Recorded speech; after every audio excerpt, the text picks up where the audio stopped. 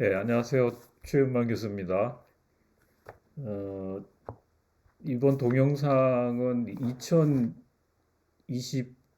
2025년 1학기 객체지향 설계와 패턴 중간 시험에 대한 해설을 하기 위해서 지금 찍고 있는데요. 예, 어제 실시한 시험을 이제 오늘 채점이 끝나서 그 해설을 하는 그리고 그 문제 해설과 함께 정답을 알려주고 또 채점 후에 그 채점 기준이 어떤 건지 그리고 채점한 후에 소감 같은 걸 어, 이야기하기로 하겠습니다. 자, 그럼 문제를 하나씩 좀 보면서 이야기하기로 하죠.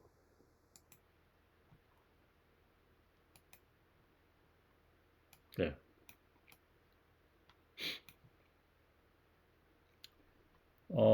1번 문제 보겠습니다. 1번 문제는 여기 한 가지씩 기술된 문장을 보고 참이면 T, 거짓이면 F로 답하는 문제인데요. 1번은 설계 작업은 사용자 요구를 명확하게 정의하는 과정이며 소프트웨어의 구조를 설계하는 과정은 포함되지 않는다. 설계 작업이 소프트웨어 구조를 설계하는 것과 DB를 설계하는 거, UI를 설계하는 거 이런 거 다 포함되어 있죠. 그래서 F입니다. 그 다음에 설계는 개발 프로세스에서 요구사항 분석과 구현 사이에 위치하며, 그렇죠. 요구사항, 그 다음에 설계, 구현 그렇게 이어가죠. 시스템 구조와 동작을 결정하는 핵심 단계이다. 시스템 구조를 우리가 설계 단계에서 정해야 구현을 할 수 있기 때문에, 코딩을 할 수 있기 때문에 맞는 말입니다. 3번, 설계에는 설계자의 의도가 담겨서는 안 되며, 우리 첫 시간에 얘기했는데 설계자의 의도가 설계에 담겨야 된다고 그랬죠. 그죠? 예를 들면 뭐 이번 설계는 우리가 뭐 이 부분에 대해서 버틀넥이 심하니까 이 부분을 좀 그 성능이 좋게 하자라든지 그런 의도가 분명히 담겨 있어요. 그죠? 객관적인 시각에 의하여 공통 의견이 담긴 것이어야 한다. 뒤에 말은 맞지만 앞에 설계 의도가 분명히 있어야 돼요. 그죠? 그다음에 설계는 구현을 가이드하기 위한 명세이며 가능한 한 여러 솔루션에서 특정한 것으로 바꾼 것이다. 그러니까 우리가 설계라는 작업은 여러 가지 설계 대안들이 있습니다. 이것도 아니 될 수 있고 이것도 아니 될 수 있고 이것도 아니 될 수 있지만 그 중에 제일 좋은 것 그런 걸 만들어야 되겠죠, 그죠? 그런 여러 솔루션에 대해서 최적의 것을 찾는 작업이 설계 작업입니다. 그 다음에 모듈화는 소프트웨어 설계에서 중요한 원칙 중 하나이며 코드의 재사용과 유지보수성을 높이는데 기여한다. 예, 맞는 말입니다. 그죠? 모듈화가 굉장히 중요하다고 계속 얘기했죠. 그죠? 그 다음에 설계에서 결합도가 높을수록 유지보수성이 좋아지고 확장성이 향상된다. 수업 시간에 잠깐 우리 모듈화에 대해서 얘기할 때 응집도와 결합도라는 얘기 했었죠. 그죠? 모듈 안에 있는 일은 끈끈하게 응집한 한 가지 일로 모아져야 되고 모듈 사이에는 가능하면 연관되지 않도록 결합이 낮아져야 된다고 했죠. 그죠? 그래서 틀린 말입니다. 그 다음에 7번 설계 문서는 개발이 완료된 후 작성하는 것이 일반적이며 초기에 문서를 작성하는 것은 불필요하다. 어, 아마 이거를 놓친 학생은 실무에서는 그렇게 안 하니까 이렇게 하니까 이걸 T라고 봤지만 사실 설계 문서라는 거는 우리가 개발을 위한 거죠, 그죠? 만약 우리가 건물을 짓고 나서 설계도를 그리는 경우가 있습니까? 예, 그거를 우리가 안 하기 때문에 코딩할 때 제대로 잘 완성된 구조의 코딩을 하는 게 아니라 나중에 설계 문서를 붙이게 되는데 그런 경우에 설계 사실 필요가 없어요. 그죠? 근데 그렇게 하는 게 아니라 설계 문서가 미리 완성된 다음에 어, 코딩을 하고 구현을 해야 맞습니다. 그 다음에 설계 작업은 시스템이 동작하는 논리를 정의한 과정이므로 성능 최적화와 보안 설계는 나중에 고려한다. 예, 이것도 의외로 그 놓친 학생들이 있는데 설계 작업 안에다가 그 보안 설계도 같이 해야 돼요. 보안 설계를 나중에 하는 거는 그거는 기능이 이미 구현된 상태에서 또 기능이 더 추가돼야 되잖아요. 그죠? 보안 때문에 우리가 또 다시 설계를 바꾼다든지 그런 일이 일어나고 성능 최적화도 마찬가지입니다. 우리가 어떤 구조 설계를 했을 때 구조에서 어떤 성능에 대해서 최적화를 해서 설계한 다음에 이제 리팩터링 과정에서 우리가 하는 거는 그 코드 안에서 그, 그 어떤 그 좀 그 성능에 문제가 있을 때 또 리팩터링을 할 수도 있지만 설계 작업에서 주로 다 그런 게 다뤄집니다. 그 다음에 10번 설계는 개인의 차기적인 아이디어가 절대적으로 중요하므로 철저히 개별 작업이 되어야 한다. 예, 창의적인 건 맞아요. 근데 철저히 개별화 작업이 돼야 되나요? 그런 건 아니죠. 대규모 소프트웨어를 만들 때 우리가 혼자 설계하기가 되게 어렵고요. 여러 사람이 좋은 의견을 내야 좋은 설계가 되죠. 그죠? 자, 1번 그렇습니다. 예, 1번은 1점씩이에요. 그래서 10점 만점. 2번은 절차적 패러다임으로 작성된 코드를 읽고 물음에 답하라. 여기 보면 여기 지금 하드 코딩 된 걸 우리가 볼 수 있죠. 그죠? 그래서 새로운 뭐 어떤 동물이 하나 여기 추가된다 그러면 여기 있는 메인 모듈 안에 있는 것들이 다시 이제 그 수정이 되고 컴파일 돼야 되고 또 이거 비슷한 어떤 애니멀 종류가 여러 번 쓰이는 데는 계속 이런 변경이 일어나야 되겠죠. 그죠? 그래서 새로운 것이 추가될 때 프로그램 확장성에 대해서 객체적 패러다임과 비교하라고 했으니까 양쪽의 얘기를 좀 다 써야 돼요. 그죠? 새로운 동물이 추가될 때 메인 모듈이 변경될 수 있고 객체지화인 경우는 그렇지 않고요. 그죠? 반면에 객체지화인 경우는 메인 모듈이 변경되지 않고 새로운 동물 추가 모듈을 클래스로 추가할 수 있다. 뭐 폴리모피즘이라는 얘기를 쓴 사람도 있는데 이걸 양쪽의 얘기를 다 비교해서 이야기를 해야 돼요. 그냥 위에 것만 얘기해서 이거를 그냥 뭐 OCW에 위배된다. 그걸 묻는 게 아니라 이 객체적 프로그램과 절차적인 프로그램이 어떻게 비교되는지 그리고 변경이 일어났을 때 수정의 영향이 어디 미치는지 그런 걸 물은 거예요. 2번 객체 제한 방식으로 작성할 때 메인 모듈이다. 1회 코드와 같은 결과를 수행하기 위한 나머지 모듈의 객체 제한 프로그램을 코딩하라. 예, 코딩은 잘한 것 같은데요.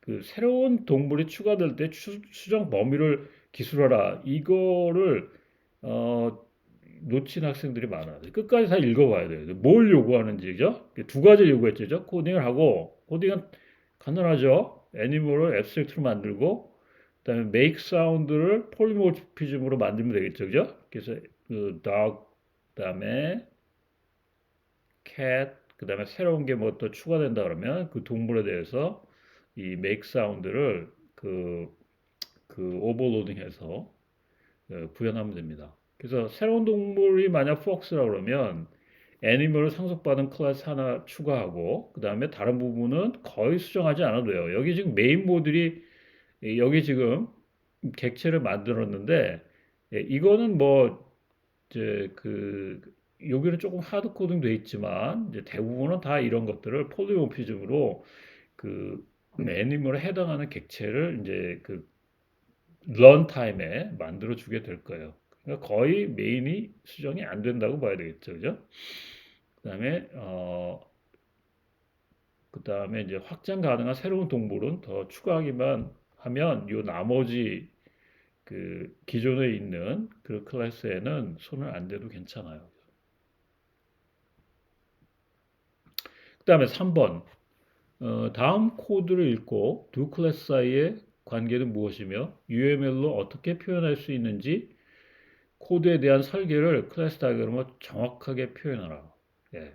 그러니까 우선은 관계가 뭔지 정확히 써야 되고요. 그다음 그 관계를 UML로 표현하면 돼요. 자, 여기 지금 페이먼트 서비스하고 지금 오더는 어떤 관계입니까? 여기 지금 양쪽에 레퍼런스를 가지고 있는 건 아니죠. 그죠? 연관은 아니죠. 그죠? 연관이라 그러면 여기 오더에 페이먼트 서비스에 객체라든지 포인터가 있어야 돼요. 그죠? 아니면 거꾸로 페이먼트 서비스에 오더라는 객체를 레퍼런스 하고 있어야 되죠. 그게 연관이죠. 그죠? 근데 이거는 뭡니까? 여기 있는 place order라는 함수의 파라미터를 쓰인 거죠. 그죠? 그래서 이건 의존 관계입니다. 그죠? 의존 관계는 UM에서 어떻게 표현하죠? 점선 화살표로 표현하죠. 그죠? 그래서 order 클래스는 payment 클래스의 의존 관계. order를 우리가 컴파일 하려면 payment 서비스라는 거를 컴파일 해야 돼요. 그죠? 그래서 그런 의존 관계가 있는데 이제 다이어그램 그리지 않았지만 order라는 클래스에서 payment 서비스라는 클래스로 점선 화살표가 나가야 됩니다. 어떤 데는 직선 화살표로 나갔는데 이거는 연관이거든요. 그러니까 그렇게 그렸을 때 만약에 코딩하라고 그러면 이렇게 코딩 안 해요. 그죠? 분명히 오더 쪽에서 저쪽에서 페이먼트 서비스의 객체를 여기에 아예 연관시켜서 레퍼런스를 하고 있을 거예요. 근데 이거는 그런 게 아니잖아요. 그죠? 이 함수를 부를 때 그 파라미터로 넘어오는 거니까 그 두 개 관계는 이거는 의존 관계고 그거는 연관이에요. 그죠? 상당히 많이 놓쳤어요. 그러니까 정확히 여러분들이 그 코드와 UMS의 관계를 잘 모르기 때문에 그래요. 대개 다 연관으로 표시했는데 그런 경우에는 그냥 상당히 점수가 많이 감점됐습니다. 그 다음에 2번은 지금 여기 스튜던트 안에 name이라는 게 있지만 그죠? 이거는 그 스튜던트 name이고 스쿨 안에 지금 스튜던트가 있으니까 여기서 객체를 레퍼런스하고 있죠. 그죠? 근데 그러니까 연관이죠. 근데 연관 중에 무슨 연관이에요? 리스트를 가지고 있으니까 그죠? 그러니까 학교 안에 소속돼 있는 스튜던트라는 의미겠죠. 그죠? 그래서 큰 범죄에서 연관이 되지만 여기서는 지금 그 집합 관계로 만들어 줘야 돼요. 그죠? 그래서 여기 지금 add student 뭐 이런 것들 다 있기 때문에 그죠? 그래서 정확한 정답은 이렇게 됩니다. school이 aggregation이고 그다음에 student가 거기에서 연관된 객체죠. 그죠? 그러니까 그, 그 집합이 되는 개념에서 거기에 소속된 개념의 클래스로 이 마른 목걸이 나가야 돼요. 그죠? 어떤 학생들이 이렇게 화살표 표시를 했는데 화살표 표시를 해도 괜찮아요. 근데 거꾸로 되면 안 됩니다. 그죠? 그렇겠죠. 그죠? 이쪽에서 이쪽으로만 볼 수 있기 때문에 화살표 표시를 안 한 것도 사실은 맞는 걸로 했어요. 근데 화살표 표시가 거꾸로 돼 있다든지 아니면 이게 그냥 연관으로 돼 있다든지 그런 걸 조금 얘기하고 달라요. 자, 그 다음에 인터페이스 프린터와 그 다음에 그거를 구현하는 어, 잉크젯 프린터 클래스, 그 다음에 레이저 프린터 클래스. 무슨 관계죠? 구형 관계죠, 그죠? 그럼 구형 관계는 어떻게 씁니까, 여러분들? 점선 화살표로 하되 여기 있는 화살표의 헤드가 그냥 화살표면 안 돼요. 이렇게 삼각형 화살표야 돼요. 그냥 화살표로 하면 어떻게 되죠? 아까 우리 얘기했던 의존 관계가 되죠, 그죠? 그래서 분명히 달라요, 의미가. 네, 그래서 이게 UML 표현을 정확하게 우리가 알아야 됩니다. 계속 얘기했는데, 여기도 지금 요게 지금 그 우리 캐릭터가 없어서 그러는데 흰 삼각형의 헤드가 돼야 돼요. 그죠? 알겠죠? 요거는 지금 캐릭터가 없어서 그냥 이렇게 표시했지만 실제는 이게 그냥 꺾은 화살표가 아니라 삼각형, 하얀 삼각형, 그게 돼야 되고 이쪽은 점선이 돼야 됩니다. 자, 그 다음에 4번. 다음 각 코드가 위배한 객체 지향 설계 원칙은 무엇인가? 또한 설계 원칙을 준수하도록 코드를 수정하라. 이게 설계 원칙을 뭐가 위배되는지 적었지만 왜 그런 설명도 좀 적어줘야 되죠, 그죠? 이유를 뭐 설명하라고 그렇게 안 했지만 사실은 왜 이게 위배되는지 그거를 확실히 아는지 아니면 이거 뭐 그냥 딱 답만 쓴 학생들이 있는데 그거는 이게 정말 알고 있는지 자기 지식이 충분히 표현되지 않은 답이에요. 자, 뭐죠? 여기 인터페이스 프린터, 그 다음에 베이직 프린터. 근데 여기 보니까 베이직 프린터에 팩스는 안 쓰는 인터페이스네요. 그죠? 이게 뭐예요, 그래? 너무 헤비한 인터페이스 정의한 거죠. 그럼 뭐죠? 인터페이스 이 여기 있는 이 클래스가 이 인터페이스 쓰는 게 있고 안 쓰는 게 있다는 얘기죠. 그죠? 그러니까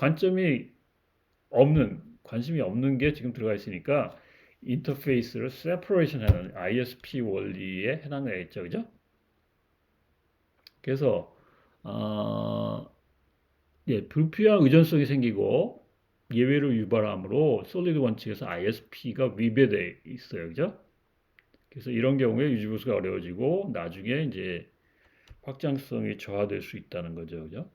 그래서 지금 요 코드만 보고 사실 이제 그 어떤 답을 보면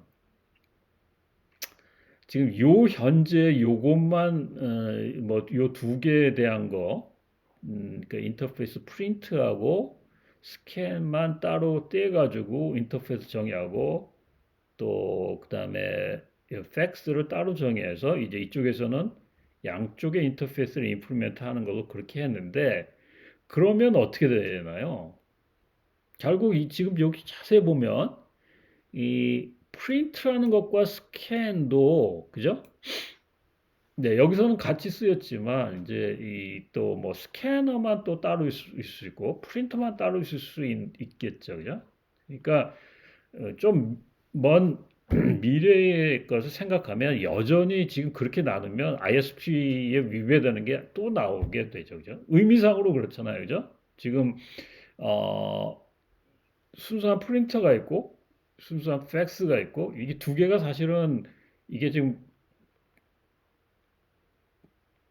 베이직 프린터도 묶여 있지만 나중에 보면은 예를 들면 이 두 개, 예를 들면 팩스하고 스캐너하고 묶을 수도 있고, 그죠? 그다음에 뭐 꼭 그런 법은 없지만 뭐 프린터하고 팩스가 묶여질 수도 있고, 그죠? 그러니까 관점이 많이 달라질 수 있는 이질적인 것들이에요, 그죠? 그러니까 그런 것들은 이렇게 역할별로 인터페이스를 분리하는 게 이제 먼 미래를 위해서 훨씬 더 중요해요. 왜냐하면 이게 프린트하고 스캔하고 별로 상관이 없기 때문에 그래요. 그죠? 의미적으로 보면.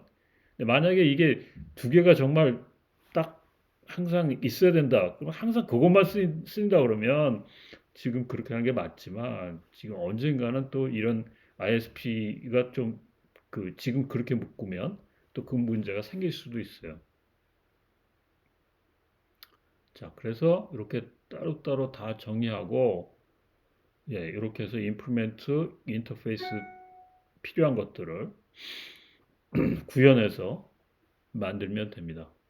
뭐 복합기인 경우, 그 다음에 뭐 예를 들면 아까도 얘기했지만 프린터와 팩스만 있는 경우, 뭐 그런 경우도 있을 수 있잖아요, 그죠?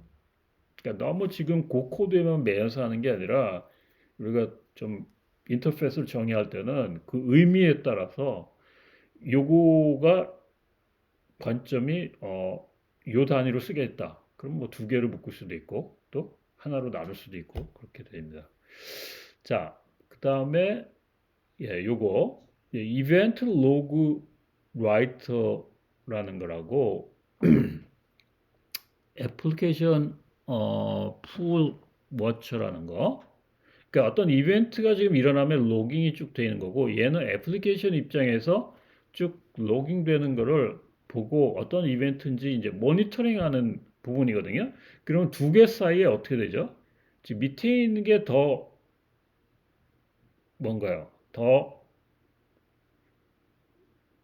추상적이고 수준이 높은 거죠. 그죠?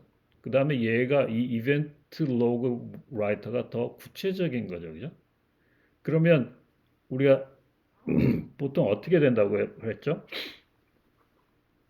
구체적인 것이 추상적인 거에 의존하는 게 더 좋다고 그랬죠. 그죠? 그래서 여기 지금 보면 애플리케이션 풀 워처라는 거 안에 여기 노티파이가 있는데 이 노티파이가 여기 지금 라이터가 널인 경우, 널이 아닌 경우 이렇게 하드 코드 돼 있잖아요. 그죠?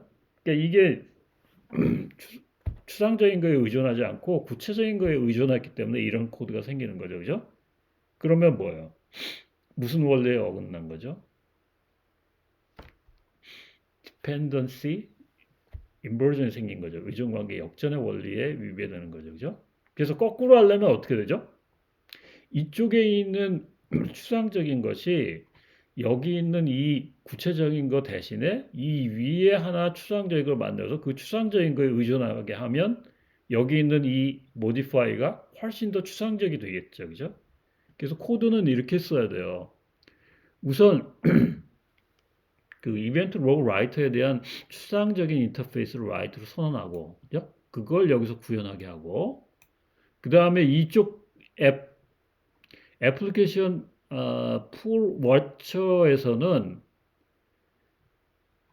노티파이가 변경돼요, 사실. 그죠? 그리고 여기 지금 외부에서 이 애플리케이션 풀 워처를 할 때 여기에 그 생성자를 만들 때 객체 어떤 라이터를 줄 거냐를 외부에서 이제 여기서 주입시키는 거예요. 그러면 주입되면 여기에 좀 기록되겠죠, 그죠? 그럼 기록된 거에 대한 객체가 불리면 되겠죠, 그죠? 그러니까 라이터가 여러 개일 때, 그죠?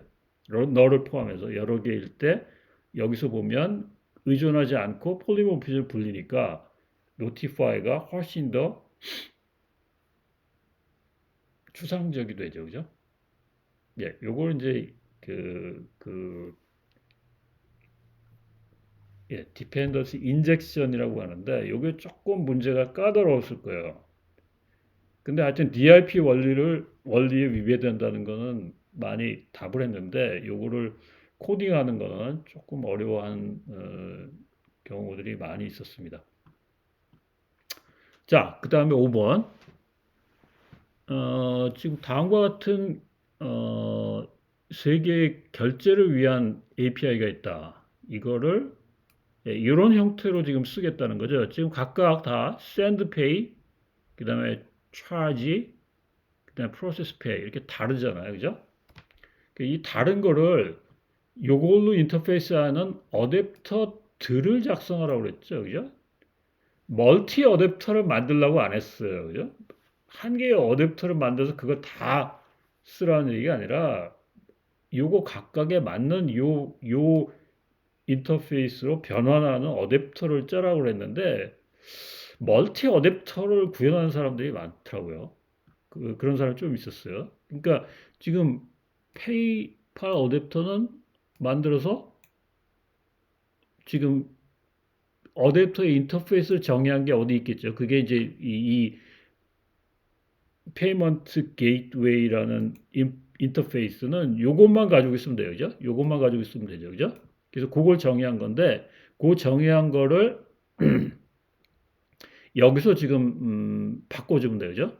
그 페이 어마운트를 우리가 위임으로 이건 위임으로 지금 만든 건데 그 페이팔 서비스가 가지고 있는 인터페이스로 살짝 여기서 바꿔주면 되죠. 그죠? 그리고 마찬가지예요. 스트라이프 어댑터도 여기에 지금 자기가 알고 있는 스트라이브의 차지로 살짝 요 페이 API를 살 바꾸면 되죠. 그죠? 그 다음에 카카오도 마찬가지입니다. 카카오도 지금 연결되어 있는 카카오페이의 인터페이스로 살짝 여기서 바꿔주면 되죠. 그죠? 근데 이건 위임인데 그 상속으로 한 사람도 있었어요. 그것도 다 맞겠어요. 그죠? 상속으로 하면 어떻게 되죠? 예, 이게 없어지고 이게 아니라 이제 이게 이제 그 상속받는 거죠. 그죠? 그러니까 페이팔 서비스를 여기서 상속해서 익스텐드 해가지고 페이팔 인터페이스하고 임플리멘트 그다음에 요거 하면 되죠. 그죠? 이걸 멀티로 한 경우는 그 인터페이스가 좀 달라져요. 어떤 학생들은 이거를 내가 그 어제 시험 볼 때 어떤 학생이 여기 의미가 뭐냐고 해서 이게 어마운트 그, 그, 그 잔액의 의미, 저희 금액의 의미 그렇게 얘기했는데 이거를 타입으로 보고 타입으로 해서 멀티 어댑터를 만든 사람들이 있어요. 그러니까 이게 만약에 페이팔이냐 보고 페이팔이면 이걸 부르고 그다음에 다른 걸 보면 이걸 부르고 뭐 이렇게 해서 그 멀티 어댑터를 만든 경우가 있는데 그것도 사실은 좀 점수를 너무 후하게 줬어요. 사실은 여기서 얘기하는 거는 어댑터들을 만들려고 했기 때문에 요 하나하나 그리고 이게 사실 뒤에 있는 파라미터가 그게 의미가 아니잖아요. 그죠? 수업 시간에 저 시험 볼 때 내가 뒤에 지문을 써가지고 다 한 얘기를 했는데 이게 어마운트라는 거를 근데 멀티 어댑터로 쓴 사람은 점수를 그래도 후하게 줬습니다. 실제는 이게 점수가 그게 얼마 안 돼야 되는데 근데 코드를 보니까 조금 좀 그래도 점수 후하게 줬어요. 그 다음에 2번은 어, 파사드를 만들라는 거 아니에요. 그죠? 그리고 이 인터페이스를 만들라는 거 아니에요. 그죠? 그러니까 그 인터페이스만 그냥 구현하면 돼요. 그죠? 파사드 클래스를 하나 만들고 요거를 함수로 하는 그래서 지금 그 내가 부르려고 하는 그런 페이먼트 방식의 그 어댑터 객체에 해당하는 그런 인터페이스로 살짝 바꾸면 돼요. 그죠? 네, 근데 이것도 정확지 않은 경우가 좀 있었어요. 어, 어떤 거였냐면 이제 이 인터페이스에 대해서 또 위에 상위에 두는데 퍼사드는 패턴이 그렇게 안 돼 있거든요. 그러니까 퍼사드 그거 자체가 API지 그 위에 또 추상 레벨 두거나 뭐 이런 경우는 없어요. 네, 그래서 그렇게 그 요것만 저 인터페이스로 세 가지 타입을 잘 구현하고 그 각각의 지금 만든 어댑터를 이용해서 호출하면 됩니다. 그 다음에 6번 이 두 가지 문제에 대해서 알맞은 패턴이 뭐고 그 다음에 그 이유와 함께 설명한 후 UML 다이어그램으로 설계하시오. 세 가지를 쓰라고 그랬는데 1번 그냥 패턴이 뭔지만 쓰고 그냥 UML만 그린 사람이 있더라고요. 정확히 뭘 요구하는지 여러분들이 답을 다 써야 돼요. 그죠? 자, 1번은 뭡니까? 여기 보니까 2D 그래픽 시스템 설계하는데 도형과 렌더링 방식이 있다. 도형이라는 개념이고 렌더링 방식은 구현에 해당되죠. 그죠? 그래서 도형에는 원과 사각형이 있고 렌더링 방식에는 벡터와 레스터가 있다. 그러면 브릿지 패턴이 얼른 생각나야 돼요. 그죠? 그래서 브릿지 패턴은 어떻게 되어 있습니까? 추상적인 이쪽 브릿지 한쪽 측면이 있고 구현적인 측면이 있겠죠. 그죠? 그래서 여기 구현적인 측면의 인터페이스를 렌더러하고 그 다음에 렌더러 쉐입에 해당하는 인터페이스로 되어 있고 그죠? 이것도 삼각형이 되어야 돼요. 그죠? 그저 하얀 삼각형 그러니까 구현된 거. 그 다음에 여기 앱스트랙트 형태의 그쪽은 쉐입에 해당하는 거고 쉐입 밑에 서클하고 렉탱글이 있어야 되겠죠. 그죠?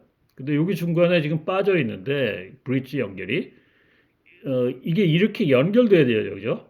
그러니까 쉐입에서 렌더러 쪽으로 나가야 돼요. 그죠? 그리고 클라이언트를 표시한 사람이 있는데 클라이언트는 어디에 표시해야 되나요?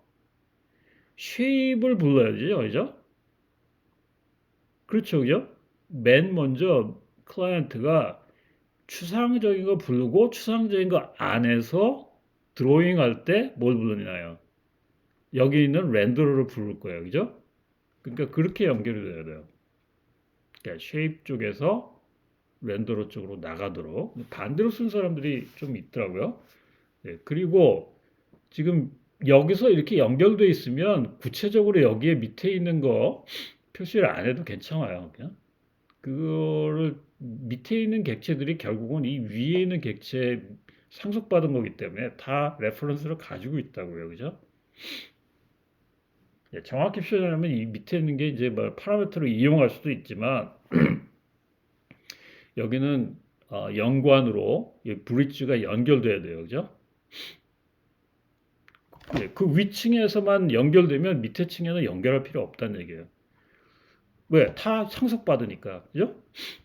자, 그다음에 마지막 로봇 동적 시퀀스 지역이를 설계하려고 한다. 로봇이 복잡한 작업을 수행하도록 명령과 복합 시퀀스를 표현하려고 한다. 각 명령은 execute와 get duration을 가지고 하나의 복합 시퀀스는 여러 명령을 포함할 수 있다. 자, 무슨 얘기인가요? 명령이 한 개짜리가 있고 한 개짜리가 복합해서 여러 개가 있는데 그걸 같이 취급하겠다는 거죠. 그죠? 그리고 그 복합 시퀀스는 실행 시간을 계산할 수 있어야 되고 재기적으로 실행된다. 그러면 다 힌트가 나왔잖아요. 그죠? 컴포짓 패턴이죠. 그죠? 그래서 커맨드와 싱글 커맨드와 그 다음에 컴포짓 커맨드 두 개가 커맨드 밑에 달려야 되겠죠. 그죠? 그리고 함수는 execute와 get duration이 있으면 돼요. 그렇죠. 그죠? 그래서 이렇게 커맨드 밑에 simple 커맨드와 컴포짓 커맨드가 있는데 여기 지금 여기서 다시 지금 이렇게 요 컨테이너 리스트 요건 뭐냐면 여기서 애그리게이션을 이쪽으로 나가는 화살표가 있어야 돼요. 그죠? 그걸 빠뜨리는 학생들이 꽤 많아요. 그러면 이거는 컴포짓 패턴이 아니에요. 왜?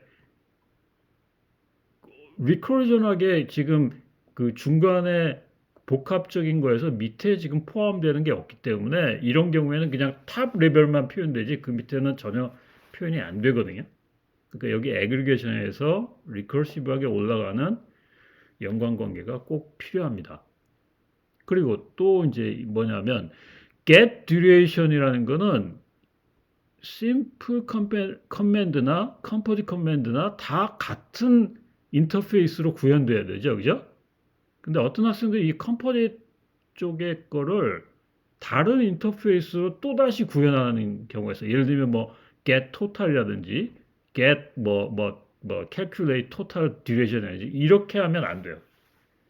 그거는 심플한 컴포넌트와 컴포짓한 컴포넌트를 같은 인터페이스로 부르는데 위배돼요. 그러면 클라이언트가 어떻게 짜야 되죠? 클라이언트는 이쪽에 거나 이쪽에 거나 구별하지 않고 하나의 인터페이스를 불러야 폴리모피즘이 돼서 훨씬 편해지는데 만약에 여기에 컴포짓 커맨드 밑에 토탈 이 get duration 인터페이스가 아닌 다른 인터페이스 얘만의 인터페이스 준다 그러면 클라이언트에서 뭐야 심플인지 또 구별해서 써야 되잖아요. 그죠? 그거는 컴포지 패턴이 아니에요. 그죠? 예전에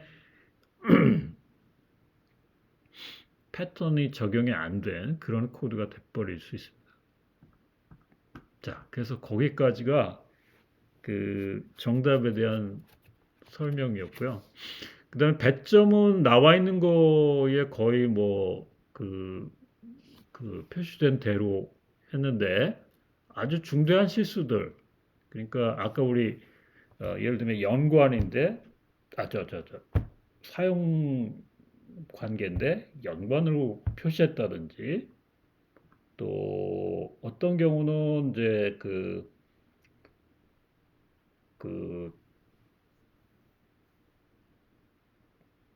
예, 그, 뭘 쓰라고 이제 뭐 예를 들면 뭐 어떤 원리에 위배됐고 뭐 설명이 필요하고 그다음에 코드가 있어야 되는데 그게 다 없는 경우 그런 경우는 일부 감점을 했고요. 그다음에 코드 자체는 좀 많이 후하게 봤어요. 그래서 전체 평균 점수가 아마 75점인가 그 정도 나오는 것 같은데 꽤 여러분들 잘 소화하고 있고 이 정도로 여러분들이 패턴을 배웠으면 나중에 가서 여러분들이 실제 코딩하고 프로그램 개발할 때 패턴을 충분히 소화해서 쓸 수 있다고 생각되는데 한 가지 걱정되는 건 뭐냐면 아, 조금 더 코드를 꼼꼼히 보고 그리고 이제 관계도 UML 설계할 때 관계도 분명하게 이런 그 차이를 에, 그 정확하게 좀그 이해하고 써야 됩니다.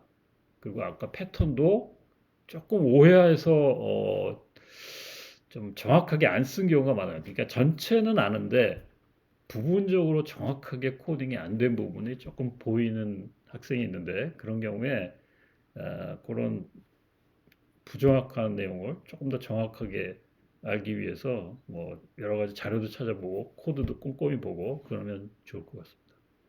자, 여기까지가 중간 시험의 해설입니다. 그 일단 요거는 플립 러닝으로 해서 여러분들이 그 설명을 듣고 자세한 그 여러분들의 시험 채점 과정은 나중에 그 대면 강의할 때 그때 확인할 수 있도록 그렇게 하겠습니다. 자, 그러면 해설을 마치겠습니다.